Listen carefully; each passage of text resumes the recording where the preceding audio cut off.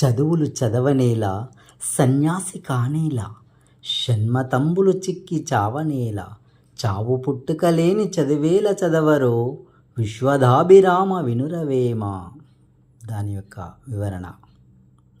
ఈ పద్యం ద్వారా యోగి వేమన గారు ఏం చెప్తున్నారంటే, మనం కేవలం ఉదర పోషణార్థం కోసం ఉపయోగపడే ప్రాపంచిక చదువులు మాత్రమే ముఖ్యమని, అజ్ఞానముతో అసలైన ఆత్మ జ్ఞానాన్ని ఉదయింపజేసే ఆత్మశాస్త్రాన్ని, ఆత్మ విద్యను మరచిపోయాం. పూర్వకాలములో గురుకుల పాఠశాలల్లో ఆత్మ విద్యతో పాటు ప్రాపంచిక విద్యను అభ్యసించేవారు. రెండు విద్యలు సరి సమానంగా అభ్యసించినప్పుడు జీవితం పూలబాట చేసుకోగలం.